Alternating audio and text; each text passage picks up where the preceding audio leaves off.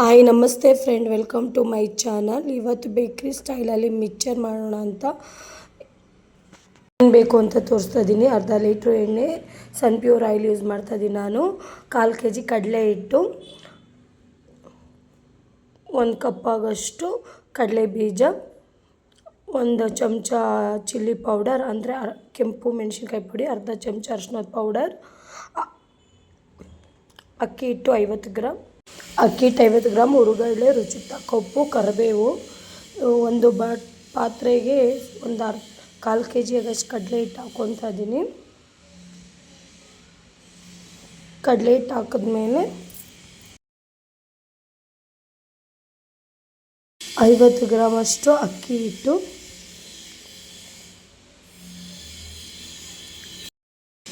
ಮೆಣಸಿನ್ಕಾಯಿ ಪುಡಿ, red chilli powder, ಅರಿಶಿನದ ಪುಡಿ, 1 ಚಮಚ ಮೆಣಸಿನ್ಕಾಯಿ ಪುಡಿ, ಅರ್ಧ ಚಮಚ ಅರಿಶಿನದ ಪುಡಿ, ಇಷ್ಟು ಹಾಕ್ಕೊಂಡು ರುಚಿಗೆ ತಕ್ಕಷ್ಟು ಉಪ್ಪು,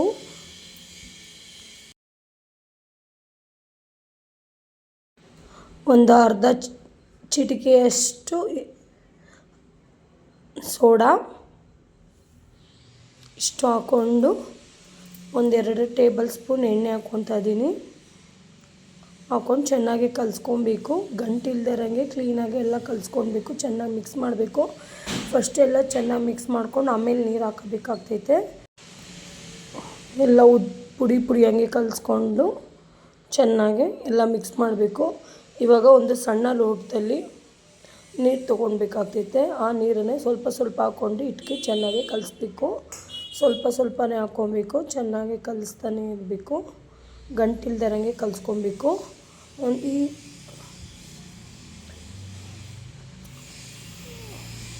ಈ ಥರ ಚಪಾತಿ ಹಿಟ್ಟಿಗಿಂತ ಸ್ವಲ್ಪ ಮೆದುವಾಗಿ ಕಲಿಸ್ಕೊಬೇಕು. ಚಪಾತಿ ಹಿಟ್ಟಿಗಿಂತ ಸ್ವಲ್ಪ ತೆಳು ಇರಬೇಕು. ಸ್ವಲ್ಪ ಕೈಗೆ ಅಂಟ್ಕೊಳ್ಳೋ ಥರನೇ ಇರಬೇಕು.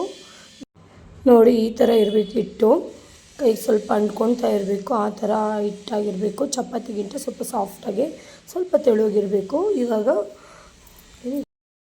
ಈ ಥರ ಚಕ್ಲಿ ಒಳ್ಳು ತೊಗೊಳ್ಳೋದು.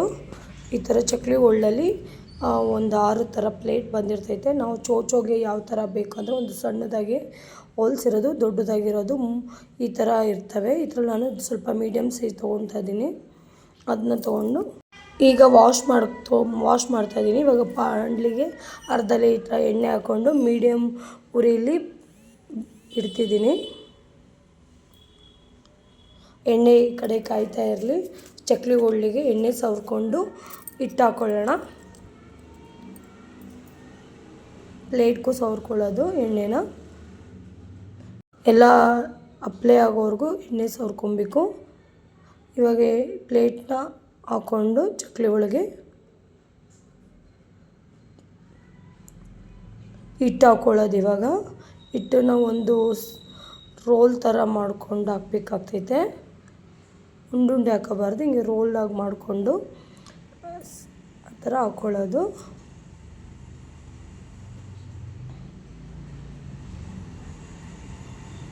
ಇವಾಗ ಟೈಟಾಗಿ ಕ್ಲೋಸ್ ಮಾಡಿಕೊಂಡು ಎಣ್ಣೆ ಕಾಯ್ದ ಮೇಲೆ ಇವಾಗ ತಿರುಗಿಸಿ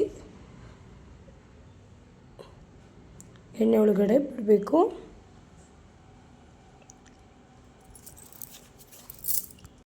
ಬಾಣಲಿಗೆ ಎಣ್ಣೆ ಎಷ್ಟು ಹಾಕಿದ್ದೀರ ಅಷ್ಟು ಅದನ್ನ ಹಾಕಿ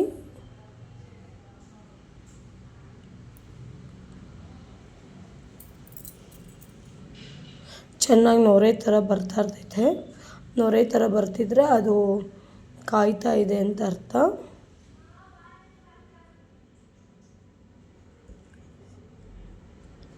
ನೊರೆ ಎಲ್ಲ ಕಡಿಮೆ ಆದಮೇಲೆ ನಿಧಾನಕ್ಕೆ ಎಣ್ಣೆ ನೊರೆ ಕಮ್ಮಿ ಆಗಿದ್ದರೆ ಅದು ರೆಡಿ ಆಗಿದೆ ಅಂತ ಉಲ್ಟಾ ಮಾಡ್ಬೋದು.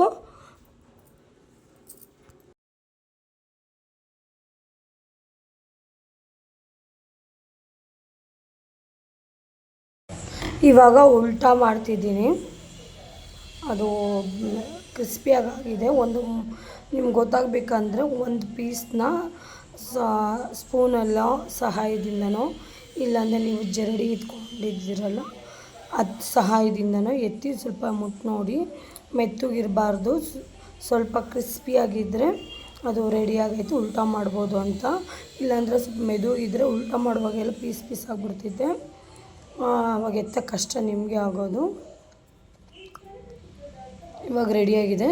ಇವಾಗ ಒಂದು ತೂತಿರೋ ಪಾತ್ರೆಗೆ ಎಣ್ಣೆ ಸೋರ್ಕೊಳ್ಳಿ ಅಂತ ಎಲ್ಲ ಕರೆದಿರೋ ಮಿಕ್ಸ್ಚರನ್ನು ಹಾಕ್ಕೊತಾ ಇದ್ದೀನಿ.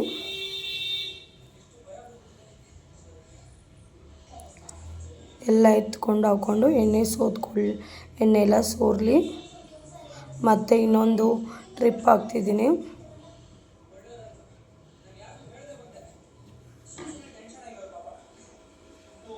ನೋಡಿ ಇಷ್ಟ ಆಗಿದೆ. ಲಾಸ್ಟಲ್ಲಿ ಒಂದು ಸ್ವಲ್ಪ ಮಿಕ್ಕಿತ್ತು ಹಿಟ್ಟು, ಕಲಸಿರೋ ಹಿಟ್ಟು. ಇವಾಗ ಎಷ್ಟು ಕ್ರಿಸ್ಪಿಯಾಗಿ ಬಂದಿದೆ ನೋಡಿ. ಆ ಬಂದಿರೋ ಸ್ವಲ್ಪ ಮಿಕ್ಕಿರೋ ಹಿಟ್ಟಲ್ಲಿ ಸ್ವಲ್ಪ ರಿಬ್ಬನ್ ಟೈಪಲ್ಲಿ ಮಾಡ್ಕೊಳ್ಳೋಣ ಅಂತ, ಮಿಕ್ಸಾಗಿ ಚೆನ್ನಾಗಿರುತ್ತೆ ಅಂತ ಅಂದ್ಬಿಟ್ಟು ರಿಬ್ಬನ್ ಟೈಪಲ್ಲಿ ಹಿಟ್ಟಾಕಿ ರಿಬ್ಬನ್ ಟೈಪ್ ಪ್ಲೇಟ್ ಹಾಕಿ ಮಾಡ್ಕೊತಾ ಇದ್ದೀನಿ ಅಷ್ಟೇ. ಇವಾಗ ಎಷ್ಟಾಗಿದೆ ಅಷ್ಟೇ ಆಗಿರೋದು. ಸ್ವಲ್ಪ ಮಿಕ್ಕಿರೋದಕ್ಕೆ ರಿಬ್ಬನ್ ಟೈಪಲ್ಲಷ್ಟು ಹಿಟ್ಟನ್ನ ಹಾಕ್ಕೊಂಡಿದ್ದೀನಿ ಎಣ್ಣೆಗೆ. ಇದು ಎಲ್ಲ ಚೆನ್ನಾಗಿ ನೊರೆಲ್ಲ ಕಮ್ಮಿ ಆದಮೇಲೆ ನೋಡಿ ಇವಾಗ ಹೆಂಗೆ ಕಾಣಿಸ್ತೈತೆ, ಹಾಕ್ದಾಗ ಹೆಂಗಿತ್ತು, ಬೆಂದಮೇಲೆ ಆ ಥರ ಕಲರ್ ಬಂದಿದೆ. ಹಿಂಗಿದ್ರೆ ರೆಡಿ ಆಗೈತೆ ಅಂತ ಮಿಕ್ಸ್ಚರು. ಎತ್ತಾಕ್ಕೊಳ್ಬೇಕು.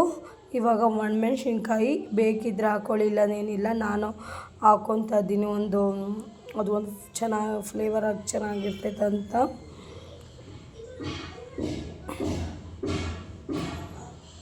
ಒಣಮೆಣ್ಸಿನ ಎಣ್ಣೆಲಿ ಕರೆದ್ಬಿಟ್ಟು ಎತ್ಕೊಳ್ಳೋದು. ನೆಕ್ಸ್ಟು 1 ಕಪ್ ಕಡಲೆ ಬೀಜ, ಆ ಕಡಲೆ ಬೀಜನೂ ಹಾಕ್ಕೊಳ್ಳೋದು. ಕ್ರಿಸ್ಪಿ ಆಗೋವರೆಗೂ ಅದನ್ನು ಸ್ವಲ್ಪ ಫ್ರೈ ಮಾಡ್ಕೊಳ್ಬೇಕು. ಕ್ರಿಸ್ಪಿ ಆದಂದರೆ ಸಿಪ್ಪೆಲ್ಲ ಓಪನ್ ಆಗಿ ಬರ್ತೈತೆ, ಅದು ಕ್ರಿಸ್ಪಿಯಾಗಿರ್ತೈತೆ. ಓಪನ್ ಆಗಿದ್ದರೆ ಸಿಪ್ಪೆ ಥರ ನೋಡಿ, ಈ ಥರ ಸ್ವಲ್ಪ ಲೈಟ್ ಗೋಲ್ಡನ್ ಬ್ರೌನ್ ಥರ ಇರ್ತೈತೆ. ಅದನ್ನು ಎತ್ಕೊಂಡು ಹಾಕ್ಕೊಳ್ಬೇಕು ಮಿಕ್ಸ್ಚರ್ ಜೊತೆ. ನೋಡಿ ಹಿಂಗೆ ಹಾಕ್ಕೊಳ್ಬೇಕು. ನೆಕ್ಸ್ಟು ಹುರ್ಗಡ್ಲೆ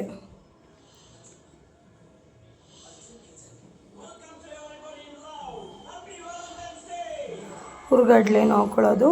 ಹುರ್ಗಡ್ಲೆ ಹಾಕ್ಕೊಳ್ಬೇಕಾದ್ರೆ ಸಿಮ್ಮಲ್ಲಿ ಇಟ್ಕೊಳ್ಳಿ ಗ್ಯಾಸ್ನ, ಬೇಗ ಅದು ಸೀದೋಗ್ಬಿಡ್ತೈತೆ ಹುರ್ಗಡ್ಲೆ ಆದರೆ. ಕಡಲೆ ಬೀಜ ಕರಿಬೇಕಾದ್ರೂ ಅಷ್ಟೇ ಸಿಮ್ಮಲ್ಲಿ ಇಟ್ಕೊಳ್ಳಿ. ಒಣಮೆಣ್ಸಿನ್ಕಾಯಿ, ಕಡಲೆ ಬೀಜ ಇವೆಲ್ಲ ಹಾಕೋ ಟೈಮಲ್ಲಿ, ಕರಿಯೋ ಟೈಮಲ್ಲಿ ಸಿಮ್ಮಲ್ಲಿ ಇಟ್ಕೊಂಡ್ರೆ ಸರಿ. ಇವಾಗೆಲ್ಲ ಎತ್ತಾಕೊಳ್ಳೋಣ. ಲಾಸ್ಟಲ್ಲಿ ಗ್ಯಾಸ್ ಆಫ್ ಮಾಡಿ ಆ ಕಾಯ್ದಿರೋ ಬಿಸಿ ಬಾಣಲಿ ಎಣ್ಣೆ ಇರ್ತೈತಲ್ವ, ಗ್ಯಾಸ್ ಆಫ್ ಮಾಡಿಬಿಟ್ಟು ಕರಿಬೇವು ಹಂಗೆ ಡೈರೆಕ್ಟಾಗಿ ಕಡ್ಡಿ ಜೊತೆನೇ ಹಾಕ್ಕೊಂಡಿದ್ದೀನಿ. ಇವಾಗ ಅದೆಲ್ಲ ಸ್ವಲ್ಪ ಕರಿಬೇವೆಲ್ಲ ಕ್ರಿಸ್ಪಿಯಾಗಿ ಅದು ಆಗಿದೆ.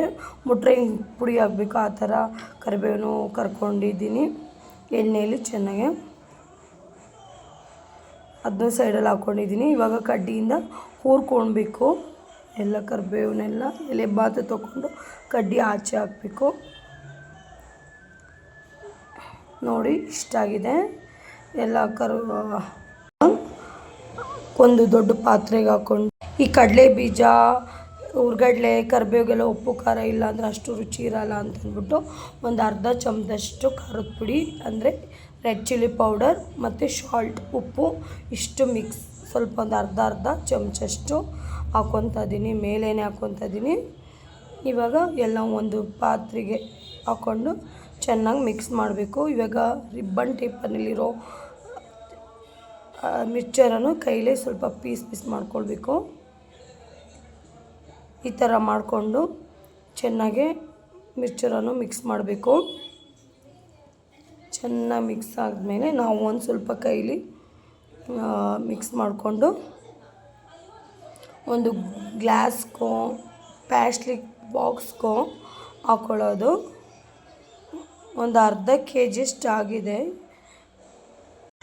ಒಂದು ಅರ್ಧ ಕೆಜಿಗಿಂತ ಸ್ವಲ್ಪ ಜಾಸ್ತಿನೇ ಐತೆ ಅಂದ್ಕೊತೀನಿ. ಈಗ ಒಂದು ಗ್ಲಾಸ್ ಬಾಟ್ಲು ತುಂಬಿ ಇನ್ನೊಂದು ಸ್ವಲ್ಪನೇ ಮಿಕ್ಕಿತ್ತು. ಇಷ್ಟು ರೆಡಿಯಾಗಿದೆ. ನೀವು ಒಂದು ಸಲ ಮನೇಲಿ ಮಾಡಿ, ತುಂಬ ಚೆನ್ನಾಗಿ ಬಂದಿದೆ. ನಾವು ಕ್ರಿಸ್ಪಿಯಾಗಿ ಟೇಸ್ಟಿಯಾಗಿ ಬೇಕರಿಲಿ ಮಾಡ್ತಾರೆ ನೋಡಿ, ಅಷ್ಟು ರುಚಿಯಾಗಿ ಬಂದಿದೆ ಇದು ಮಿಕ್ಸ್ಚರು. ನೀವು ಒಂದು ಸಲ ಮನೇಲಿ ಮಾಡಿ ಈ ಥರನೇ ಮಾಡಿಬಿಡಿ. ನಿಮ್ಗೆ ಇಷ್ಟ ಆದರೆ ಸಬ್ಸ್ಕ್ರೈಬ್ ಮಾಡ್ಕೊಳ್ಳಿ, ಲೈಕ್ ಮಾಡಿ, ಕಮೆಂಟ್ಸ್ ಮಾಡಿ. Thank you for watching friends.